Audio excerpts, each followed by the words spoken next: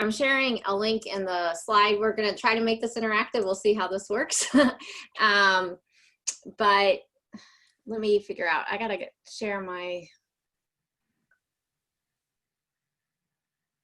I think this is it. Okay, sorry. Too many windows open. I think you can see my slides now. Yep. Okay, great. So I guess I'm going to be talking about my experiences using WeBWorK for final exams. And since this topic has come up a couple of times in the last 2 days, to discuss a little bit about problems that are hard for solvers to solve, and also a few ways to verify student identity using Flipgrid. So I guess I'll start. The context is Robert Morris University is a mid-sized university, residential primarily in the suburbs. And my experience has been teaching multivariable calculus. And this class ranged from 10 to 25 students, well, 30 in the spring, but that's about the size that I'm looking at. Many of these ideas, though, can be adapted on a larger scale. So we covered the standard multivariable calculus concepts, but hopefully many of the ideas I talk about today can be adapted to other courses. So I guess I'm curious, what classes are you teaching this term? And if you follow that link, you should be able to answer this question. So I'll give you a minute to do that.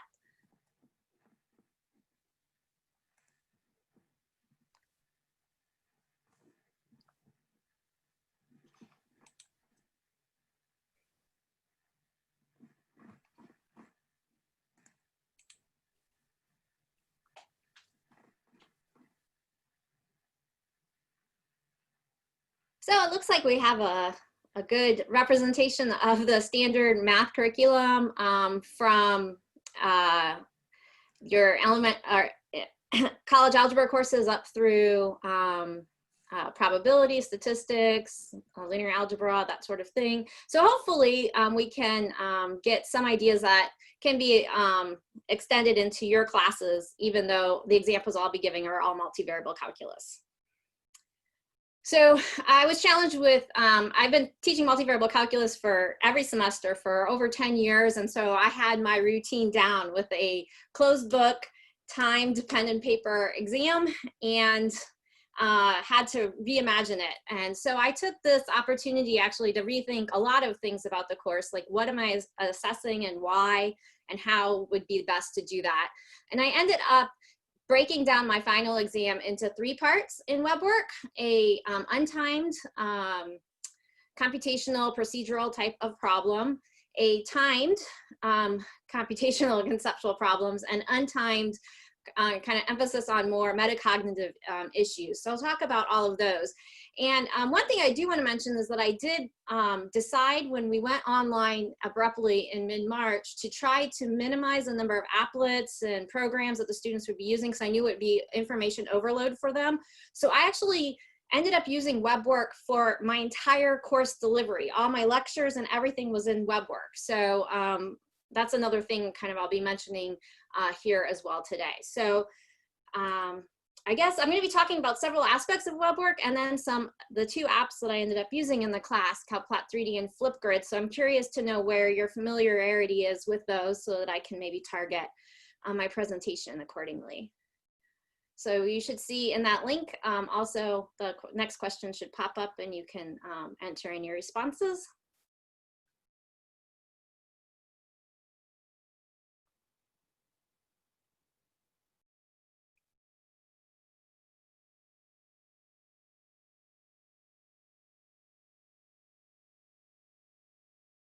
Okay, thank you for participating. So it looks like most of you have at least had some exposure to WeBWorK Gateway exams. I will talk about them in some detail, but I'll emphasize more the essay prompts and iframe, and I'll mention Calcplot3D and Flipgrid to expose you to those tools. So the first part of the exam was an untimed multi-step computational problem. You might want to think about these as sort of long procedural problems, because we do want to test students' procedural skills. Can they differentiate? Can they integrate? But I also wanted to emphasize in the course that students should also be checking their work and validating it. And one of the ways they could validate it is in Calcplot3D. Now, Calcplot3D is an online graphing calculator in 3 dimensions that Paul Seeberger created. He's going to be speaking next. And in order to assess the student understanding and that they understand what validating or verifying their results are, and also to validate the student's identity, I had them answer a randomized problem from the WeBWorK OPL, and then I added to that problem just an essay prompt. So maybe 3 or 4 lines of code. It's really easy to find. If you Google essay questions in WeBWorK, there's an example problem and you can cut and paste right into an OPL problem and edit that so that you do have an essay prompt pop up. And then the students actually are asked to not only enter in their answer, but also create a short video in Flipgrid. Flipgrid is a discussion-based, a discussion board, but instead of typing in, you upload videos or you create videos in Flipgrid. And I created a rubric so that I could quickly grade the students, and that also the students knew what they should include in their video. That I wasn't grading just for completion and accuracy, but I was also looking for their quality of explanations. Did they use correct terminology and graphs? Did they define notation? And maybe connect the ideas that they were doing in that problem to another one, that sort of thing. And the students got a lot of experience throughout the semester with weekly assignments like this, so they knew that this was coming. So this is a, image in Flipgrid of 2 students' responses. Some of the students would write it down on a piece of paper and then film their paper with their cell phones. This student here used her computer webcam and then just wrote on note cards and put those up towards the webcam as she was working through the problem and describing it. The nice thing about Flipgrid, it has a sort of pause feature, so the student could write a few steps, hit pause, and then put the card back up to the screen to record it. Another student turned his cell phone and faced it towards his computer screen to point out a graph that he used in his solution, and was pointing out a particular feature as he was explaining it. So the nice thing too about Flipgrid is that each one of these Flipgrids comes with a URL. So what I ended up doing is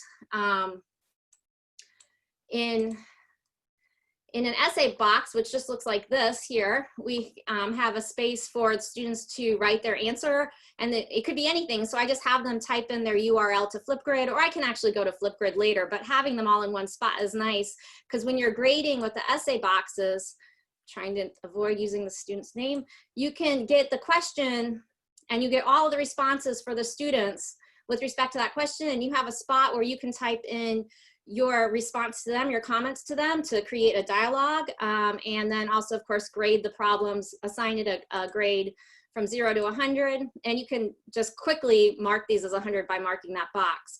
So it gives you a nice platform to grade all the problems for one question in one point of time. So when these are not text like they are in this example, but Flipgrid URLs, I would just copy and paste that URL into another tab and view the video.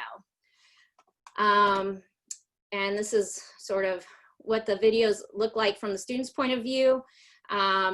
This isn't students, these are faculty, so I don't mind showing this, but they would just hit record response in the Flipgrid link to record their response to a question. And they don't see each other's. If it's hidden, sometimes they're hidden and sometimes they're not. So there are different topics you can create, and you can hide them, the students' responses, or you can keep it open so the students can see each other's responses. So that's a little bit of what Flipgrid is all about. And the next part of the exam was an untimed conceptual part. And this got me really thinking about what was important to teach the students or to assess the students. And also goes along with what Andrew mentioned the other day, to create problems that are hard to cheat on by asking the students to find a function or a vector or whatever it is you're studying that has certain properties. That's really hard to Google or look into Chegg for the answer for that. And so what I had the students do in Calcplot3D was, for instance, generate a graph that had certain properties, and the students were actually given randomized points in WeBWorK. And they were given an essay box where they could then go into Calcplot3D, which looks like this. They could create their graph. Once they have the graph the way they like it, they can hit File, Save as, encode as URL, and then they can copy and paste that URL, which has all of the information from their graph, and they can put that into the WeBWorK essay prompt. And then when I go into grade, I just click on each link and I can view the student's graph and make sure it has the properties it's supposed to. And so that's one of the things I did. And the other thing I did is looked at more metacognitive issues.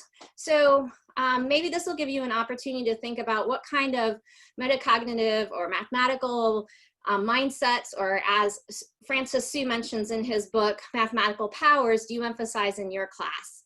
So you can go ahead and pick a few. You don't have to pick too many, just your top 3 or so if you'd like.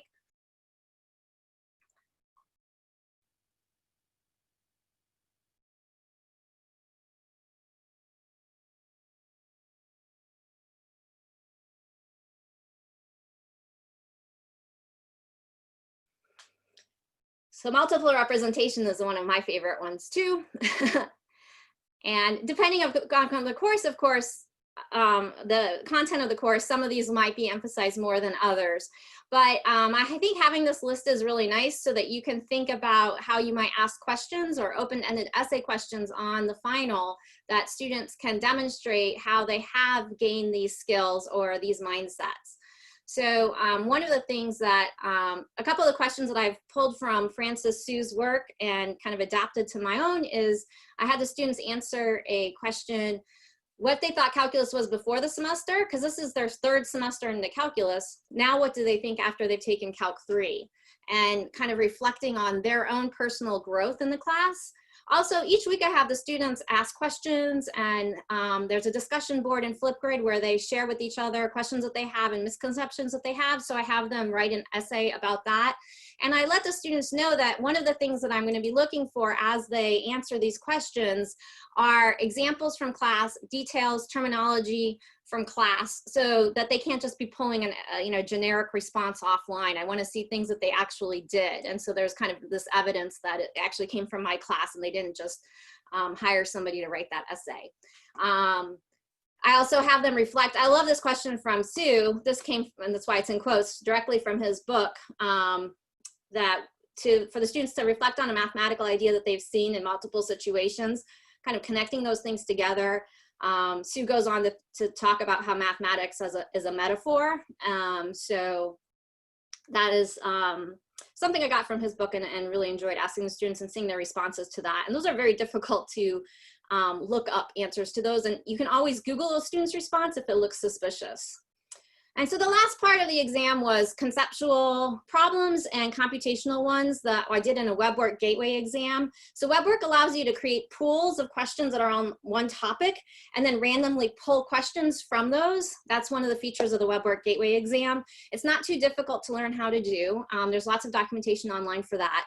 And some of the ideas, like Andrew mentioned the other day, if you ask the students a question that doesn't give them a function, but actually gives them a graph they have to answer a question about, that is harder to cheat on, as well as one of the features about Calcplot3D is you can embed them into WeBWorK problems. So here is a problem in WeBWorK where I just have a graph, and it's a dynamic graph so the students can spin it around and look at it, and I've asked them a couple of questions about this graph that they would have to answer without giving them the actual function. Another nice example that way is you can even make them dynamic and such that there's a toggle bar at the bottom that they can manipulate, and you can ask students questions like multiple choice questions or really quick computation questions that are based on this graph, and they don't know the function. They can see the function values computed, but they don't know the actual function. So that's very difficult to look up those solutions, especially in a timed setting. So that's easily done with an embed feature. And so if you Google iframe embedding and WeBWorK, you can get some examples of that. And that's how all my videos were imported into my class as well. And here's another example of a randomized problem where I had the students find the triple integral bounds of integration for this image. If I wanted to make it harder, I wouldn't have even given them the actual function. I would just give them the image. And even if 2 students have this exam, they're going to have different randomizations there. And with the timing, it's going to be very difficult to share answers on that. Plus, everybody's integral was randomized in terms of the order of integration. So that will mess it up as well. So that's just another thing to think about for making those problems a little bit more solver resistant. So thank you. I have some time here for questions. And I guess I don't know how to see chat. Oh, now I see it. Okay. All right. Can I ask you a question, please? Yeah. Hi. Good afternoon. This is Ramon. I like the images that you said. You said you embedded the image in the WeBWorK with the iframe? Mm-hmm.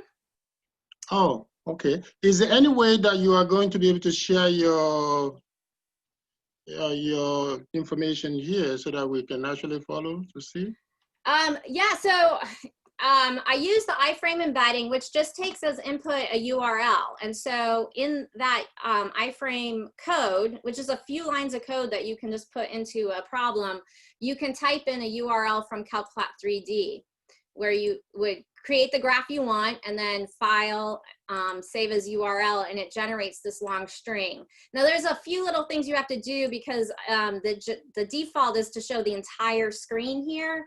And sometimes you don't want the student to actually see the function you're graphing, so you want to hide this.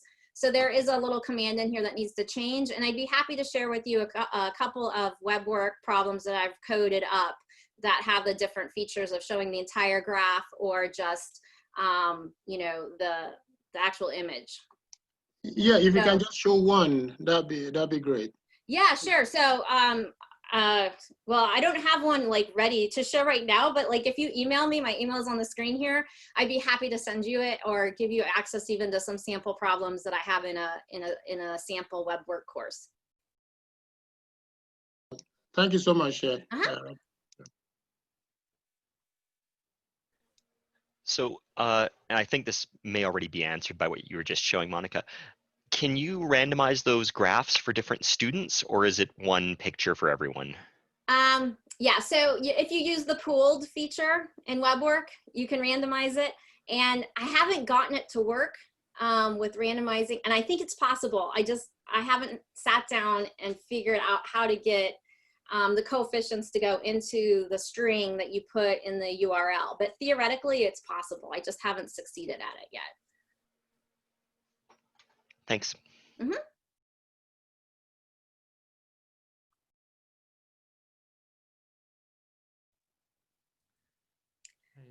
And I think Paul's speaking next, so I'll stop sharing my screen so that he can access that. And Paul, real quick, is it okay? We've been recording this. Is it okay if I record your presentation? Absolutely.